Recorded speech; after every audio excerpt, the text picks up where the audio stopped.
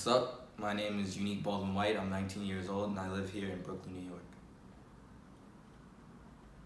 So, as weeks have been going on, or months now, that the uproar and this movement started, I've had to sit back and think to myself about many occasions where, this has affected me.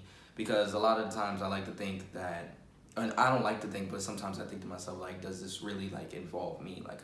Should I be out there on the front lines? But as I was thinking to myself, I realized that there have been many instances where I've had a run-in with, a police officer or just, a white individual, and we've had, a disagreement because of the color of my skin.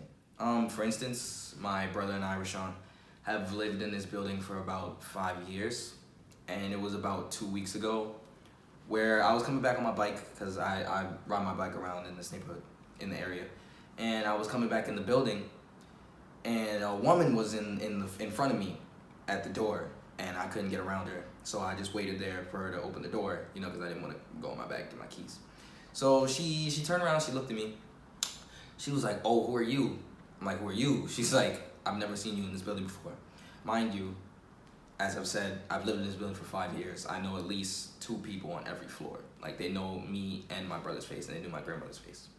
So she was like, "Oh, I've never seen you in this building. I'm not letting you in," and just rah rah. And I didn't want to escalate the problem, so I just went around to the front. I just used my key because she was just doing a lot. Oh, there was 2 or 3 instances where I've been coming home, because sometimes I come home kind of late at night because I have friends that live in Williamsburg, in that area. So there was 1 or 2 or 3, I said it was about 3 instances where I've been stopped by the police. Literally, I'll be on the bike, or I'll be walking, and I'll see them following me. I'll see them next to me, and then I'll stop, and then they'll just jump out the car, and they're like, "Oh, take your hands out of your pockets. Oh, empty your pockets. Can we search you?" Just randomly, just random search.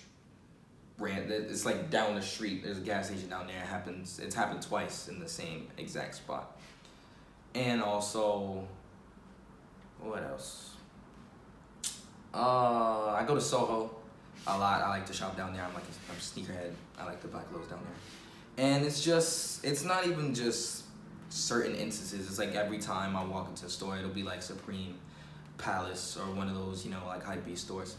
I walk in and they'll just grill you. It's just a certain look they give you. I'm one of those people, I can tell, the aura of somebody. They don't even have to say anything to me. It's just how they look at you, how they ask you questions. There was one time where I went in the Supreme store and I asked how much something, no, I asked for my size. I didn't even ask how much it was. He was like, "Oh, you know how much this costs, right?" And I was like he's trying to insinuate you probably don't have the money for this or something like that. Things like that. I'm a person where it takes a lot to affect me, and things like that just it doesn't even make me sad. It just makes me angry, that some people really have the audacity to question, especially you don't know me at all. You don't know how much money I have, but you're just assuming because I'm a kid, because I'm black, because I'm in your store by myself, that I'm just lollygagging. I'm just walking around, just walking into places. But my money is green just like everyone else's. I make my own money. It's just upsetting a lot of the times to sit back and think about it. It might make other people emotional, really sad, but it just makes me angry. It just makes me upset.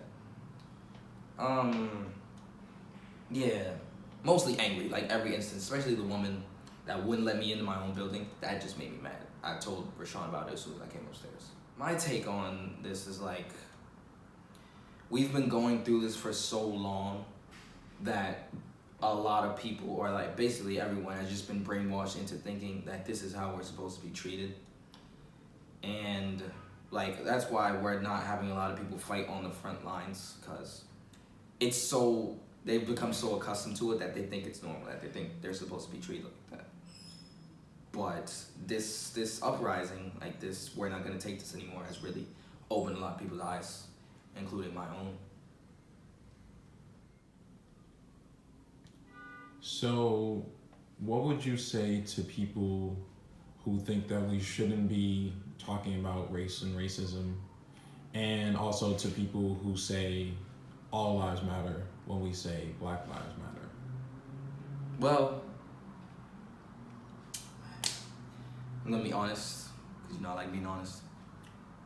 That's literally the most like ridiculous thing to say back. Because I feel like a lot of people just want to be included in something. Like we made Black Lives Matter, they made All Lives Matter. They just need a response for something.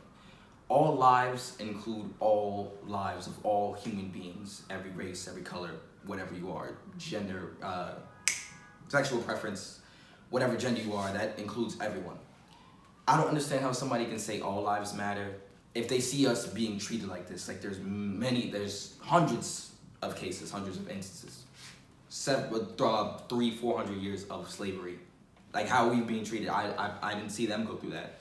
I've never read in a history book where they've gone through that. So I don't understand how they can like compare themselves, like they can compare their struggles to our struggles. That's basically what they're trying to do. I don't understand how all lives can matter until Black Lives Matter. Because that's what we're fighting for. We're not saying, oh, Black Lives Matter, forget about everyone else. We're saying we matter too. Like we're not just saying like only us, just pay attention to us. We're saying that we should also be included in equality and everything else that everyone is receiving as a part of the American dream.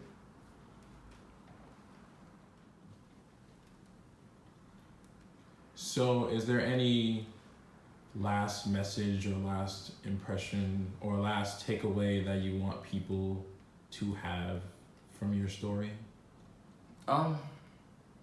Basically, be careful. Because you may not think you're that important, but you are. Especially if you happen to be Black, especially in these times, the times we're going through right now. Just be careful. You do have a target on your back. Like, you're not excluded from everyone else. We're all in the same boat together. Just, just be wary.